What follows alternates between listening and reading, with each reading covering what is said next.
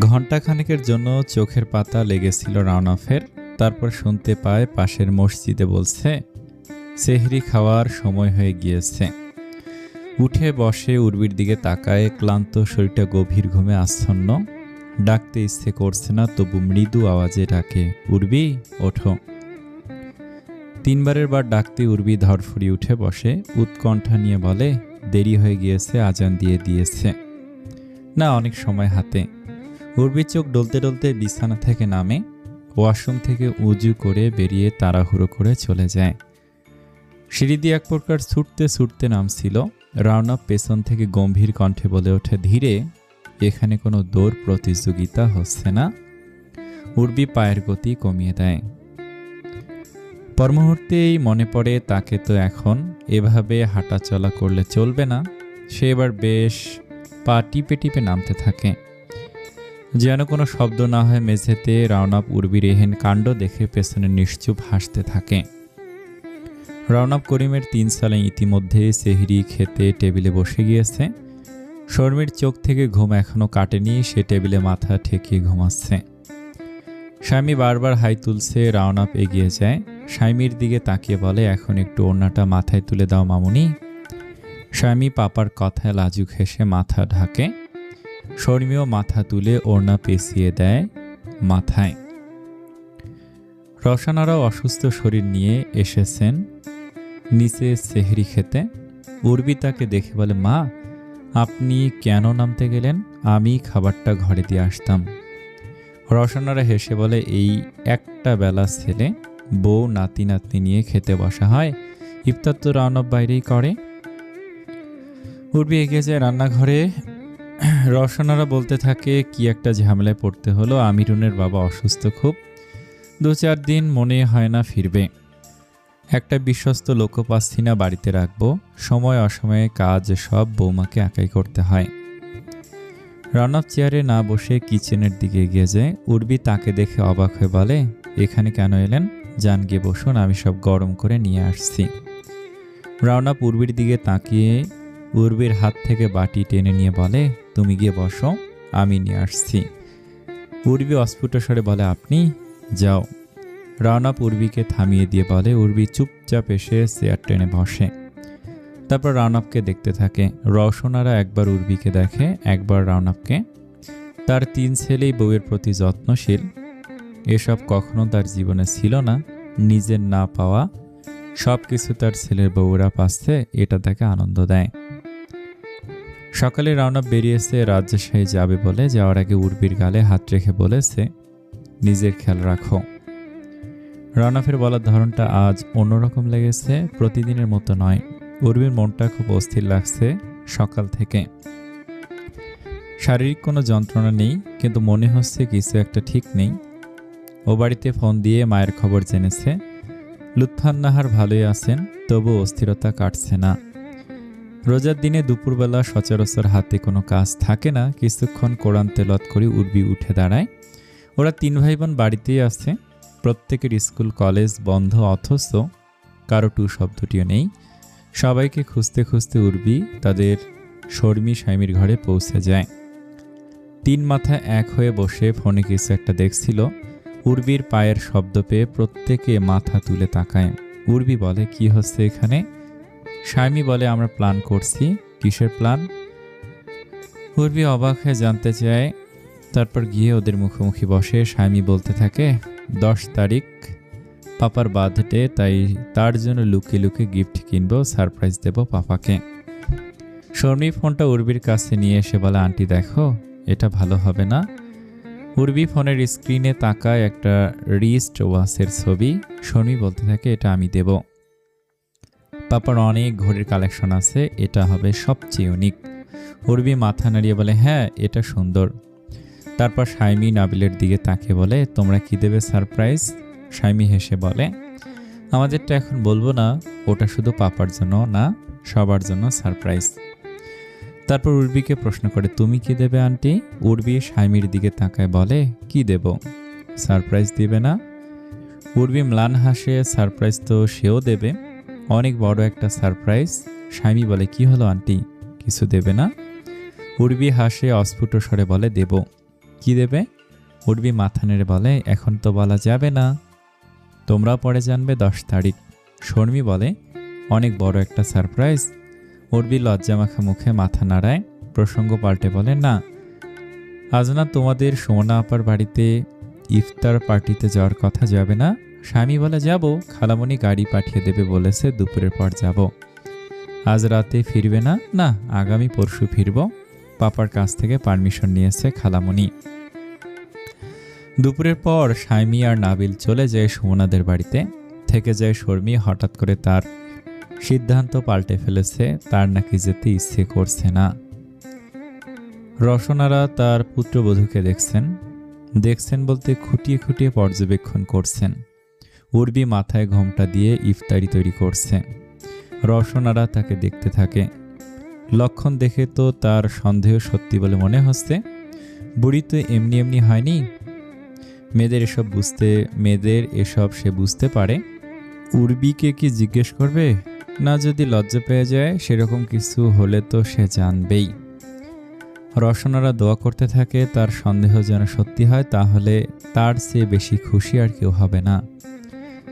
উর্বি কাজ করতে করতে তার শাশুড়ির দিকে তাকায়। রসনারা চোখ নামিয়ে নেয়, বলে, হয়েছে, এত বেশি আইটেম করতে হবে না, আমরা তো মোট 3 জন মানুষ, আর কিছু তৈরি করো না।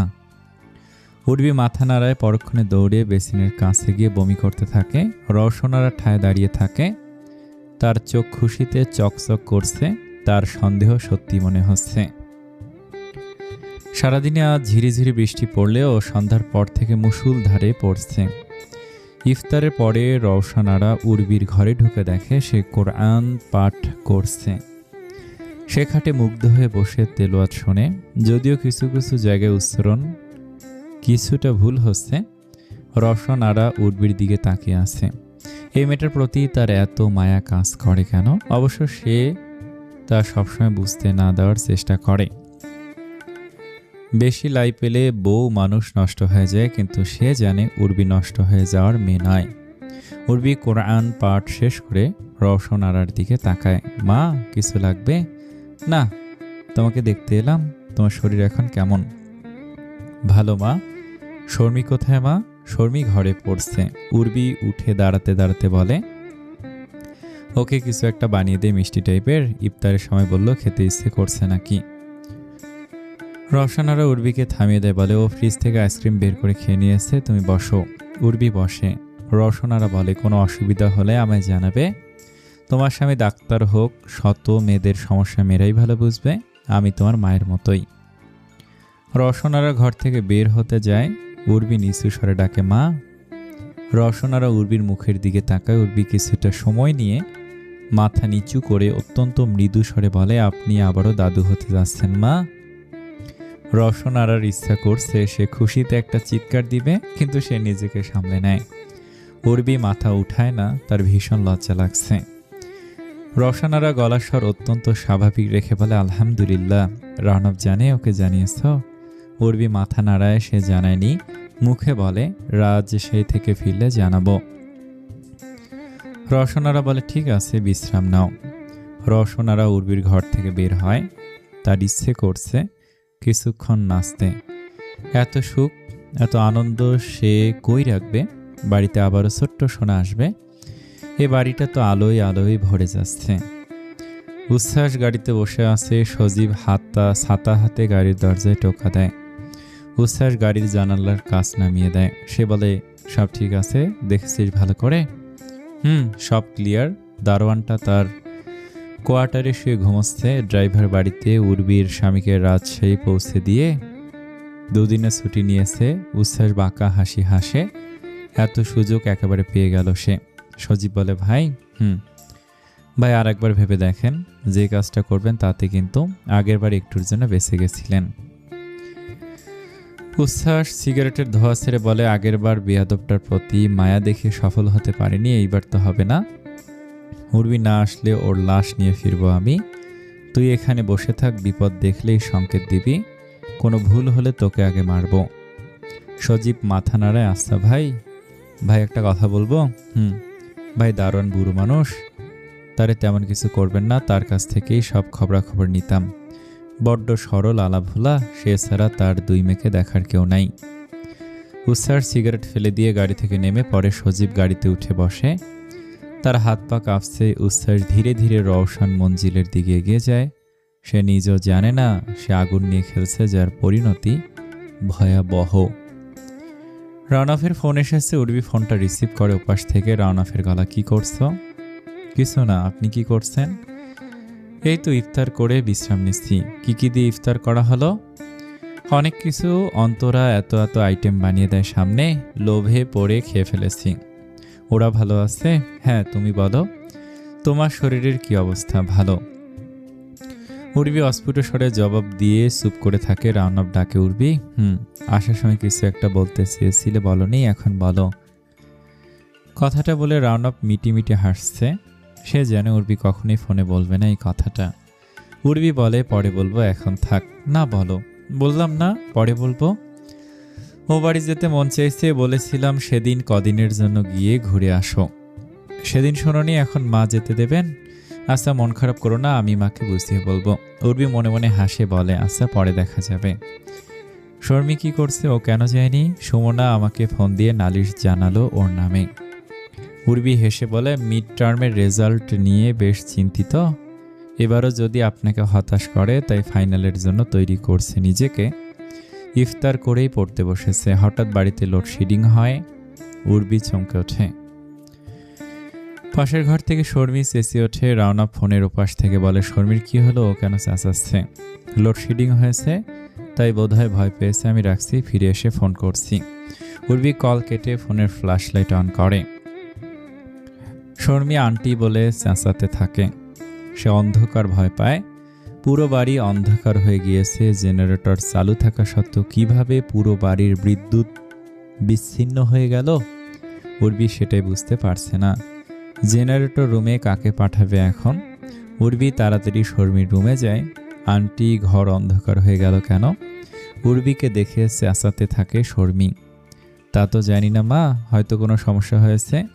জেনারেটর রুমে কাকে পাঠাবো এখন? উর্বি দারোয়ান চাচাকে ফোন দিতে থাকে, কেউ ফোন ধরছে না। উর্বি আর শর্মি ঘর থেকে বেরিয়ে রওশনারার ঘরে যায়। রওশনারা তারাবির নামাজ আদায় করছে। তারা সেখান থেকে বেরিয়ে নিচে নামে। এই বৃষ্টিতে দারোয়ান চাচার কোয়ার্টারে যাওয়া সম্ভব না, ছাতা নিলে ভিজে যেতে হবে। উর্বি আবারও দারোয়ানকে ফোন দিতে থাকে, ফোন কেউ ধরে না।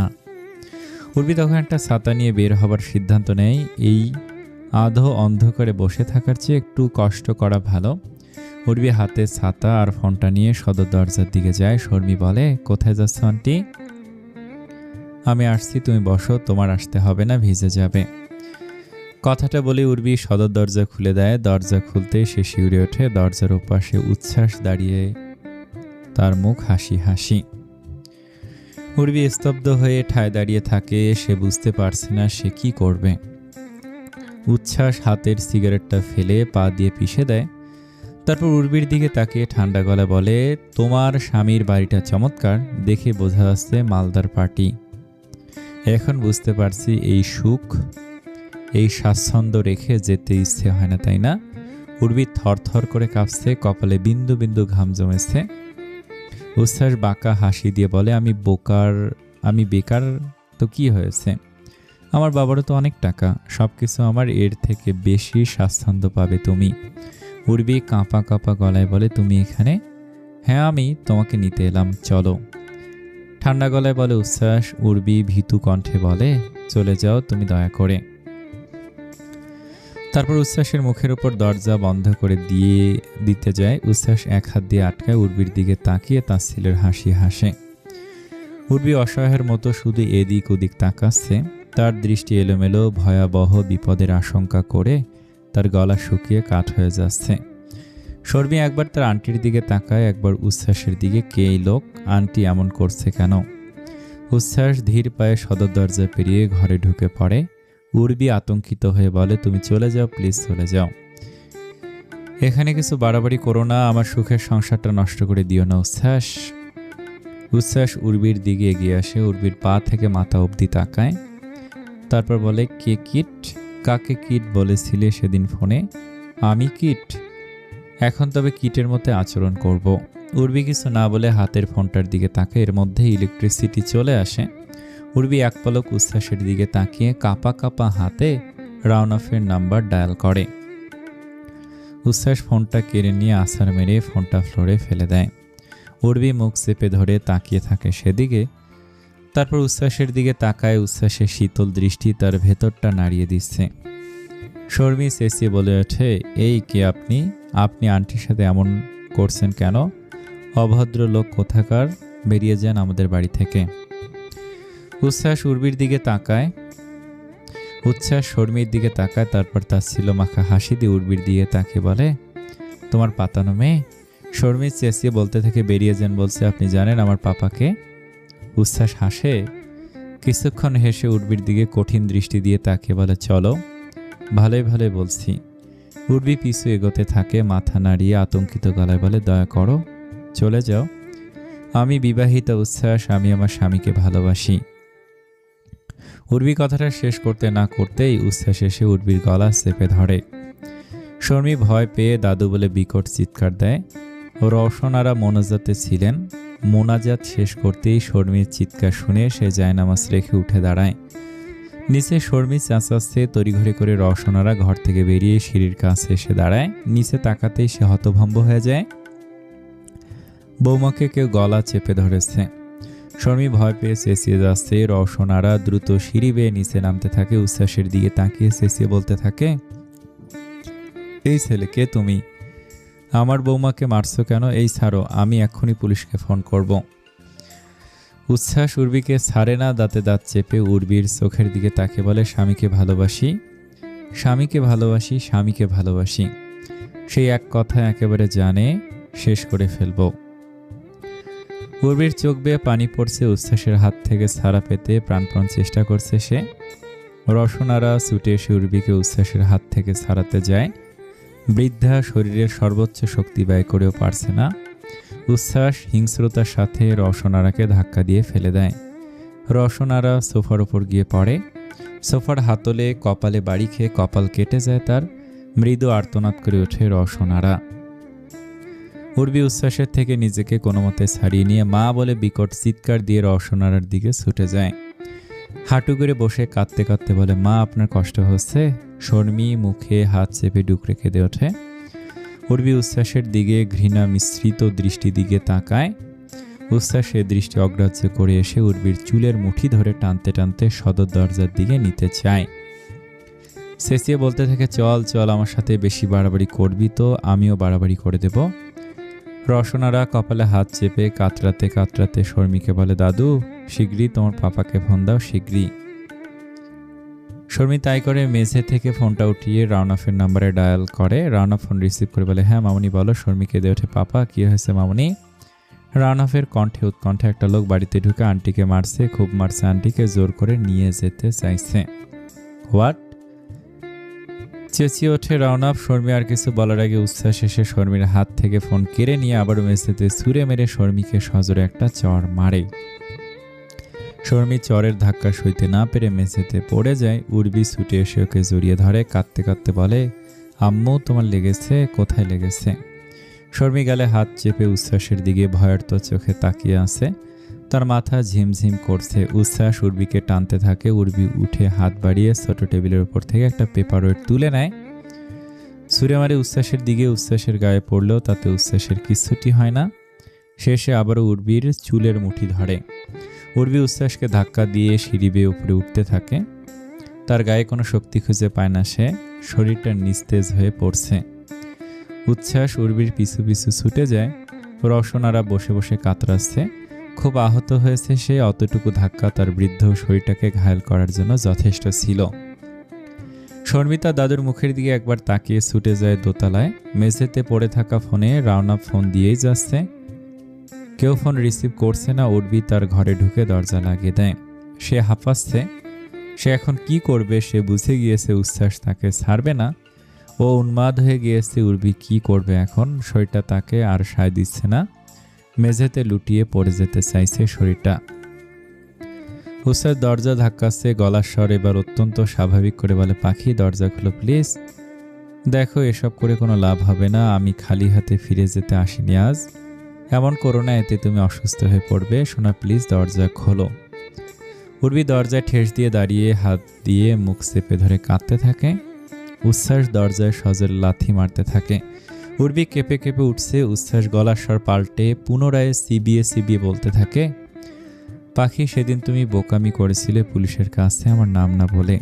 তোমার প্রত্যেকটা ভুলের শাস্তি তুমি পাও, এতে আমার কি করার বলো? দরজা খোলো। ঠান্ডা মাথায় বলছি, দরজা খোলো। চুপচাপ দুজনে চলে যাব, আমার পাখির বদনাম হোক এটা আমি চাই না। আমাকে খাটিও না, দরজা খোলো। উর্বি দরজায় ঠেস দিয়ে দাঁড়িয়ে থাকে, হাঁপাতে থাকে সে, পেটে হাত রেখে কাঁদতে থাকে সে। রওশনারা সিঁড়ির রেলিং ধরে ধরে কোনো মতো উপরে ওঠে।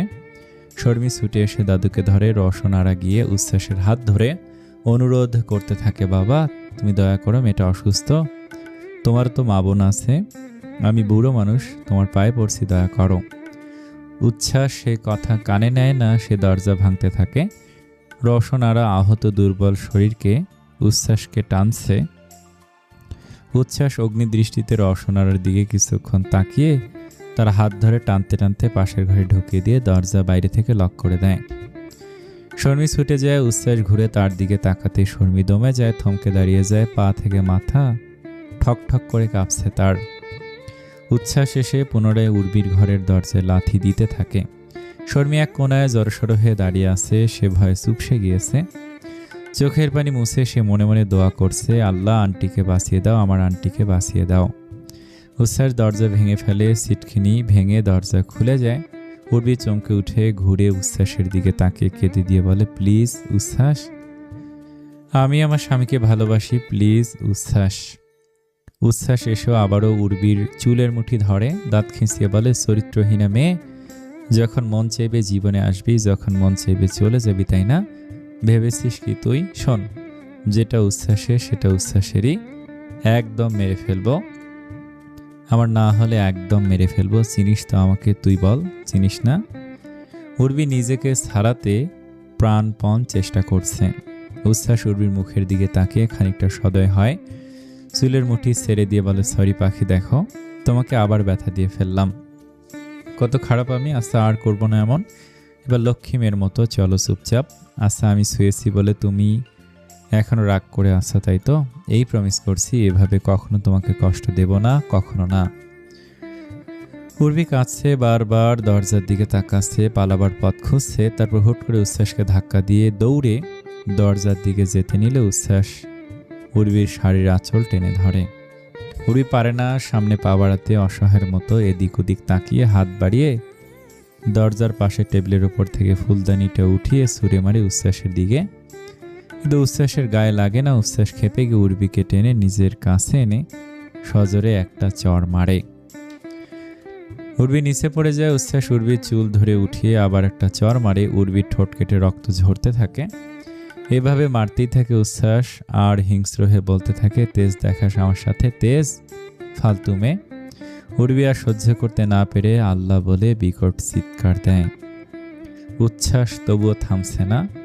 রেগে মেগে আরও একটা চর মারতে উর্বি ছোট একটি সেন্টার টেবিলের উপর পড়ে যায়, যার ফলে পেটে ভীষণ আঘাত পায় উর্বি। ব্যথায় কুকিয়ে ওঠে সে। শর্মি ছুটে গিয়ে দরজা খুলে ফ্লোরে পড়ে থাকা রওশনারাকে ধরে, চিৎকার দিয়ে কাঁদতে কাঁদতে বলে, ও দাদু তুমি ওঠো না, আন্টিকে খুব মারছে। রওশনারা হাঁপাচ্ছে, হাঁপাতে হাঁপাতে বলে, তুমি গিয়ে ফোনটা আনো, 999 ফোন দিতে হবে, যাও দাদু।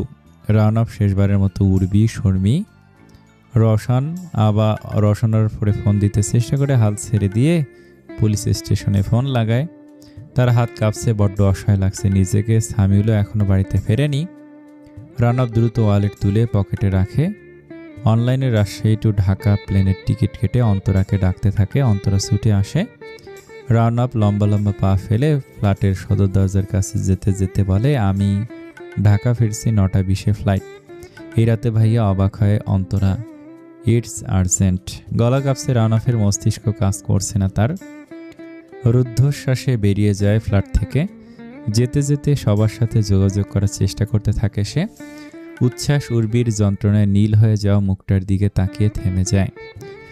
তারপর ক্ষীণ বাদেই এসে চুলের মুঠি ধরে উর্বি উচ্ছ্বাসের দিকে তাকিয়ে হাত জোর করে বলতে থাকে, উচ্ছ্বাস তুমি আমাকে এভাবে মেরো না, আমি মা হতে চলেছি। উচ্ছ্বাস তুমি আমাকে এভাবে মেরো না।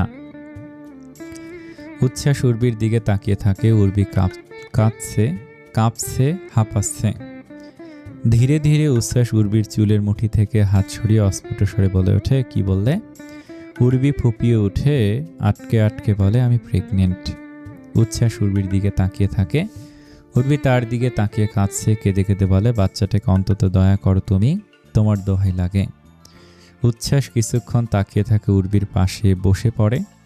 সে তার উর্বিকে দেখছে, তার উর্বি অন্য কারো বাচ্চার মা হতে যাচ্ছে। উর্বি বলে, চলে যাও তুমি উচ্ছ্বাস, ছেড়ে দাও আমায়, আমাকে বাঁচতে দাও, বাচ্চাটাকে বাঁচতে দাও।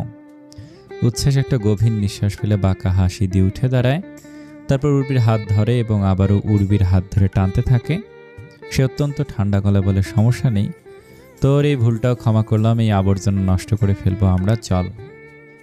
উর্বি আহত চোখে উচ্ছ্বাসের দিকে তাকায়, ঘৃণা মিশ্রিত কণ্ঠে চেঁচিয়ে বলে, উচ্ছ্বাস। উচ্ছ্বাস উর্বির দিকে তাকায়, দাঁত খিঁচিয়ে বলে, কেন? বাচ্চা নষ্ট করিস নি এর আগে? এটাও করবি? আমার বাচ্চা অ্যাবর্শন করে এখন পরপুরুষের বাচ্চা পেটে নিয়ে বসে আছিস, চরিত্রহীনা মেয়ে। একটু থেমে উচ্ছ্বাস বলে, এটা নষ্ট করবি, তোকে বিয়ে করব, তারপর যতগুলো বাচ্চা লাগবে তোর দেব, চল। উর্বি জোরে জোরে কাঁদতে থাকে। শরীর তাকে আর কতক্ষণ সাপোর্ট দেবে বুঝতে পারছে না। মনে হচ্ছে এক্ষুনি সে পড়ে যাবে। রওশনারা নিজের ঘরে গিয়ে ফোন হাতড়ে খুঁজে বের করে 999 ফোন দেয়।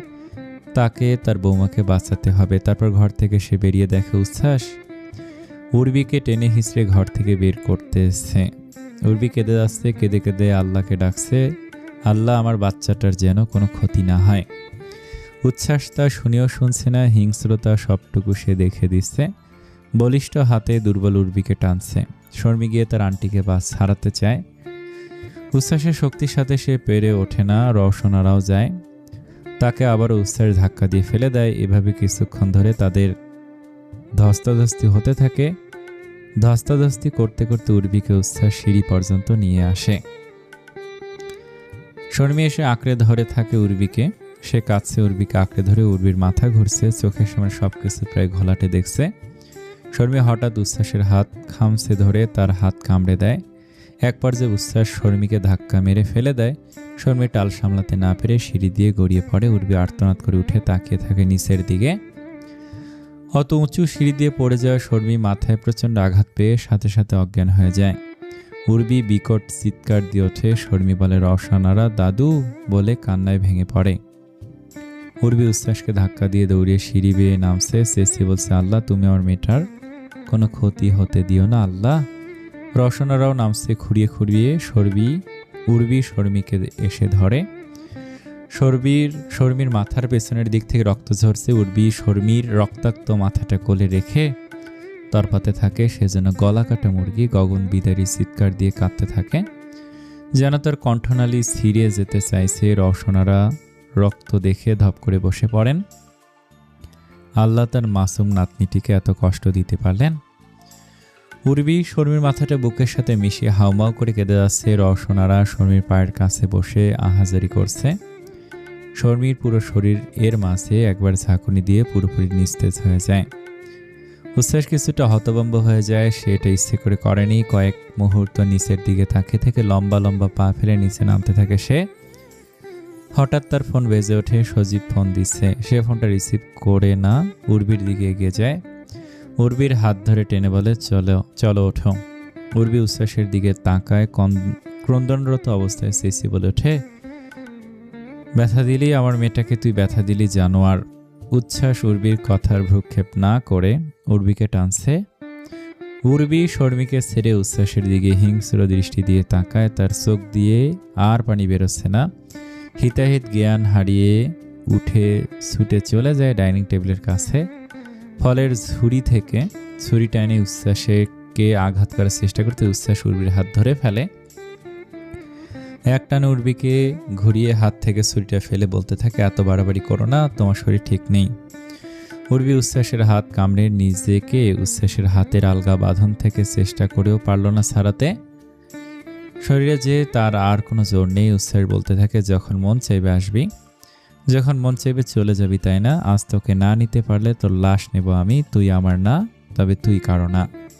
উর্বি অসহায়ের মতো শর্মির দিকে তাকায়, কিভাবে অচেতন হয়ে পড়ে আছে মেয়েটা। ওকে হসপিটালে নিতে হবে এক্ষুনি, এই মুহূর্তে। রসনারা নাতনিকে আগলে ধরে কেঁদে যাচ্ছে। এখন উর্বিদের দিকে তার কোনো খেয়াল নেই আর। তিনি নাতনি শোকে কাতর। উর্বির নিজের শারীরিক অবস্থাও খুব খারাপ, যে কোনো মুহূর্তে মাথা ঘুরে পড়ে যেতে পারে। তবুও সে শরীরের সবটুকু শক্তি খরচ করে উচ্ছ্বাসের থেকে ছাড়া পেতে চায়। উচ্ছ্বাস বলতে থাকে, 12 ভাতারি এক পুরুষে হয় না, তাই না? কেন ছেড়ে যেতে চেয়েছিলি বল? বেশি ভালোবাসতাম, সেটা সহ্য হতো না? আমি জেলে যাওয়ার পর কেন অপেক্ষা করলি না? নতুন পুরুষের স্বাদ নিতে বিয়ে করে নিলি? উর্বি কিছুক্ষণ ধস্তাধস্তি করে একসময় নিস্তেজ হয়ে ডুকরে কেঁদে ওঠে। উচ্ছ্বাসের পা জড়িয়ে ধরে বলতে থাকে, উচ্ছ্বাস দয়া করো, আমার মেয়েটা মরে যাবে, ওকে হসপিটালে নিয়ে যেতে হবে, দয়া করো। উচ্ছ্বাস উর্বিকে টেনে দাঁড় করিয়ে চুলের মুঠি ধরে চিবিয়ে চিবিয়ে বলতে থাকে, কোনো দয়া করব? কেন দয়া করব? আমি তো কিট, কোনো দয়া হবে না। উর্বির দম আটকে আসছে। তার কাতরতা দেখে উচ্ছ্বাস হঠাৎ অন্যরকম হয়ে যায়। চুলের মুঠি থেকে হাত সরিয়ে নরম গলে বলে ওঠে, পাখি দেখো, আমি তোমাকে একটু ব্যথা দিতে চাই না, তবু বারবার দিয়ে ফেলি। আমি খারাপ, তুমি আমাকে মারো, মারো আমাকে। এই বলে উর্বির হাত টেনে নিজের গালে নিজে চর মারতে থাকে উচ্ছ্বাস। মুহূর্তে মুখটা কঠিন করে ধমকে বলে ওঠে, মেরেছ, হয়েছে শান্তি, এখন চলো। উর্বি ঘুরে ছুটে যায় শর্মির কাছে। পেছন থেকে উচ্ছ্বাস আবারও শাড়ির আঁচল টেনে ধরতেই উর্বির অর্ধেক শাড়ি খুলে যায়। উর্বি তবু গিয়ে শর্মিকে ধরে। উচ্ছ্বাস গিয়ে উর্বির গায়ে শাড়ির আঁচল জড়িয়ে দিয়ে উর্বিকে টানছে। রসনারা একবার শর্মি একবার উর্বিকে দেখছে। উচ্ছ্বাসের অমনোযোগের সুযোগ নিয়ে সে কোনো মতে উঠে পেছন থেকে একটা ফুলদানি দিয়ে বাড়ি দেয় উচ্ছ্বাসের মাথায়। কিন্তু এই দানবের কিছুতেই কিছু হয় না, উল্টো ক্ষেপে রসনারকে আবারও ধাক্কা মেরে ফেলে দেয়। উর্বি শর্মিকে জড়িয়ে ধরে রেখেছে, চেঁচিয়ে যাচ্ছে, আল্লাহ, আমার মেয়েটাকে বাঁচিয়ে নাও। বাড়ি তখন তুমুল বৃষ্টি হচ্ছে। বৃষ্টির শব্দে পুলিশের গাড়ির সাইরেন শুনতে পায়নি উচ্ছ্বাস। 2 মিনিট পরে একটা গুলির আওয়াজ হয়। উর্বি চমকে ওঠে। উচ্ছ্বাস ঘুরে সদর দরজার দিকে তাকাতেই পুলিশ ইন্সপেক্টর বলে ওঠে, চুপ করে দাঁড়াও ওখানে। ইতিমধ্যে পুলিশের কিছু কনস্টেবল পুরো লিভিং রুম ঢুকে উচ্ছ্বাসকে ঘেরাও দিয়ে দাঁড়িয়েছে। উচ্ছ্বাস এলোমেলো দৃষ্টি দিয়ে বাঁকা হাসি হাসে। তারপর প্যান্টের পকেট থেকে একটানে বেরোটা M9 বের করে বলে ওঠে, শালা, তোমরা আইনের লোক হয়ে আমায় ভালো থাকতে দাও না কেন? পুলিশ ইন্সপেক্টর কিছু বলার আগে উচ্ছ্বাস তার বলিষ্ঠ হাতে উর্বির চুলের মুঠি ধরে টেনে উর্বিকে তুলে এক হাত দিয়ে জাপটে ধরে উর্বির কপালে রিভলভার ঠেকিয়ে দেয়। ঘটনার আকস্মিকতায় হতভম্ব পুলিশ ইন্সপেক্টর পিস্তল তাক করে ধরে রেখেই 3 পা পিছিয়ে যায়। উর্বি উচ্ছ্বাসের এহেন কাণ্ডে কোনো প্রতিক্রিয়া দেখায় না। সে শুধু নিস্তেজ কণ্ঠে বলতে থাকে, আমার মেয়েটাকে বাঁচিয়ে নিন, আপনারা কেউ আমার মেয়েটাকে বাঁচিয়ে নিন। উচ্ছ্বাস পুলিশ ইন্সপেক্টরের দিকে তাকিয়ে ঠান্ডা গলায় বলে, যেতে দিন আমাকে, ওকে নিয়ে, নয়তো 3 মিনিটের মধ্যে প্রথমে ওকে মারব, তারপর নিজে সুইসাইড করব। উচ্ছ্বাসের কণ্ঠে কিছু একটা ছিল। পুলিশ ইন্সপেক্টর ঘাবড়ে যায় কিছুটা, তবুও সে পিস্তল নামায় না, ওভাবেই তাক করে রাখে। ইন্সপেক্টর বলতে থাকে, সাখাওয়াত চৌধুরীর ছেলে, কি ভয়াবহ পরিণতি ডেকে আনলে তুমি নিজের। স্যালেন্ডার করো, তোমার চিকিৎসা দরকার, স্যালেন্ডার করো। উচ্ছ্বাস তাচ্ছিলের হাসি হেসে রিভলভারটা পুরোপুরি মাথার সাথে চেপে ধরে উর্বির। উর্বি নীরবতা ভেঙে উন্মাদের মতো বিড়বিড় করে বলতে থাকে, মেরে ফেলো আমাকে তুমি। হ্যাঁ, সেটাই করো। তবে তুমি আমাকে যা দিয়েছো তার থেকে মৃত্যু সব থেকে সুন্দর কিছু। তবে জেনে নাও উচ্ছ্বাস, তুমি কোনো উর্বিকে মারবে না, মারবে রাওনাব করিম খানের স্ত্রীকে, তার অনাগত সন্তানের মাকে। পরস্ত্রী আমি। শুনে নাও তুমি, আমি আমার স্বামীকে ভালোবাসি, তোমাকে ঘৃণা করি, মৃত্যুর আগে পর্যন্ত তোমাকে ঘৃণা করতে পেরেছি, এটাই আমার শান্তি। উচ্ছ্বাসের প্রতি সমস্ত ঘৃণা কয়েকটা লাইনে উগরে দিয়ে 2 চোখ বন্ধ করে নেয় উর্বি। তার নাটকীয়তায় ভরা জীবনের শেষটাও নাটকীয়ভাবে হলো। শুধু আফসোস শর্মির জন্য, মেয়েটা কষ্ট পাচ্ছে তার জন্য। তার জীবনে চমৎকার সুগন্ধি দেয়া ফুলটা মেঝেতে পড়ে কষ্ট পাচ্ছে শুধুমাত্র উর্বির জন্য। উর্বি দায়ী, উর্বি দোষী, উর্বি পাপী। কথাগুলো ভাবতে ভাবতে একটা গভীর নিঃশ্বাস ফেলে দৃষ্টি মেলে তাকানোর আগে গুলির আওয়াজ হয়। ম্যাম সরে যান ম্যাম। নিউরো বিভাগের ল্যাবের সামনে দাঁড়িয়ে নার্স উর্বিকে বলে। উর্বি সরে না। এক হাত দিয়ে শর্মির হাত আঁকড়ে ধরে রেখেছে। শর্মিকে টলিতে করে নিয়ে যাওয়া হচ্ছে এমআরআই আর সিটি স্ক্যানের জন্য। নার্স মোশাররত উর্বিকে বলে, প্লিজ ম্যাম, হাতটা ছাড়ুন, আপনি এখানেই দাঁড়ান। একজন জুনিয়র নার্স এসে উর্বির হাত থেকে শর্মির হাত ছাড়িয়ে নেয় জোর করে। তারপর শর্মিকে নিয়ে ভেতরে চলে যায়। উর্বি ল্যাবের বাইরে ঠায় দাঁড়িয়ে থাকে।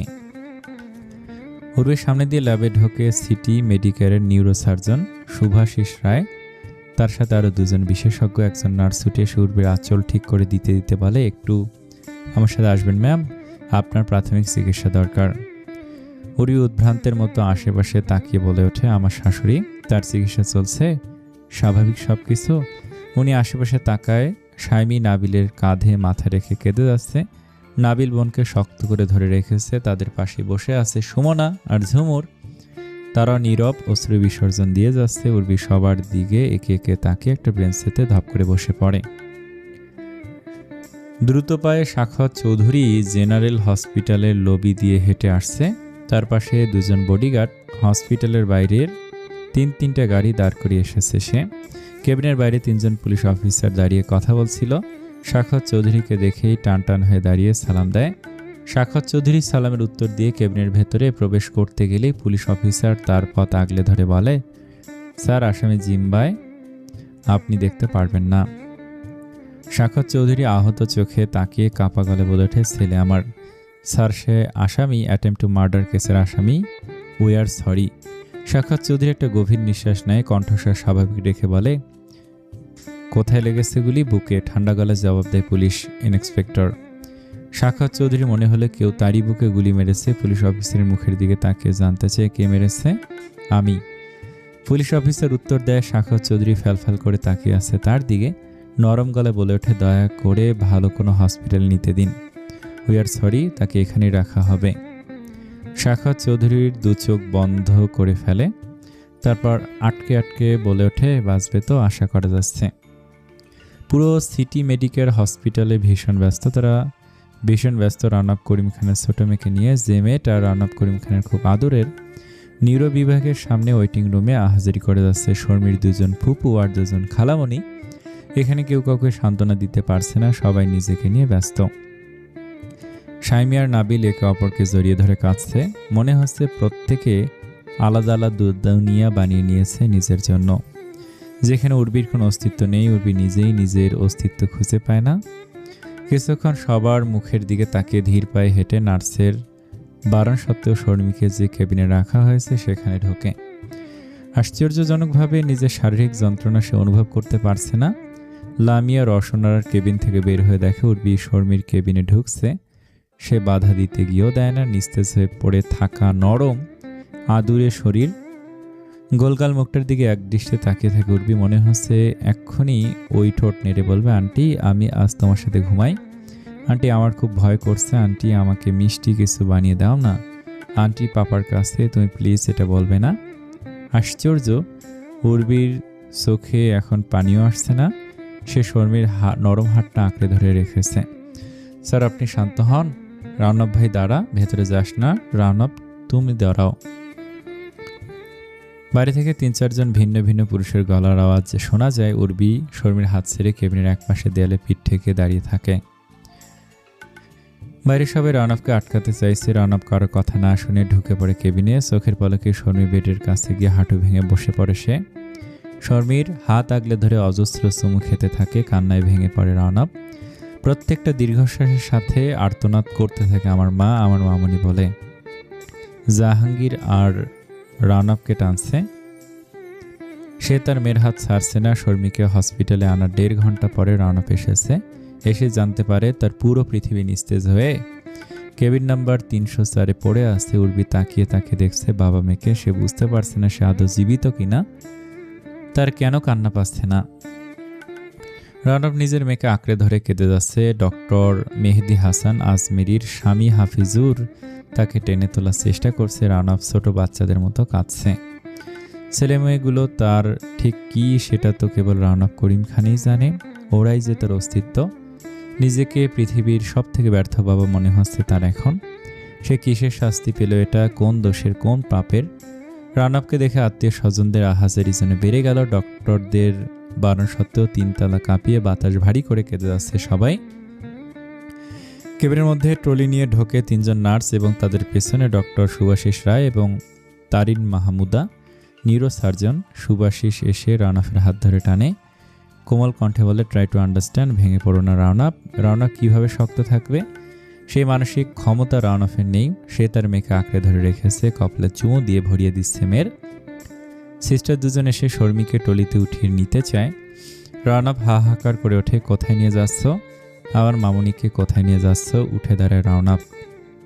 সুভাষিস কিছুক্ষণ চুপ করে থেকে বলতে থাকে, সেরিব্রামের নিচের অংশে আঘাত পেয়েছে, সাথে spinal cord injury, immediate surgery প্রয়োজন। ডক্টর নাজমুল হুদা এসেছে। রানাফ ধপ করে আবারও মেঝেতে বসে পড়ে। জাহাঙ্গীর আর আশিক এসে তাকে আঁকলে ধরে। রানাফ বোকার মতো শরীর মুখের দিকে তাকায় সুভাষিস রায়ের মুখের দিকে। উর্বি শুধু কেবিনের একপাশে দাঁড়িয়ে আছে, পেটে হাত চেপে এলোমেলো দৃষ্টি দিয়ে তাকাচ্ছে সে। আশেপাশে সব লোকজনকে দুবার করে দেখছে সে। হঠাৎ একজন নার্স এসে এগিয়ে আসে, উৎকণ্ঠা নিয়ে বলে, ম্যাম আর ইউ ওকে? একটু বসবেন আপনি? উর্বি উত্তর দেওয়ার আগে মেঝেতে লুটিয়ে পড়ে। আসসালামু আলাইকুম।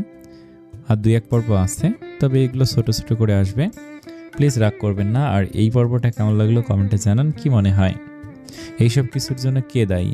উর্বির নিয়তি, নাকি উর্বি নিজেই, নাকি রানাফের জীবন? কমেন্টে জানান। আর অনেক ভালো থাকবেন। আসসালামু আলাইকুম।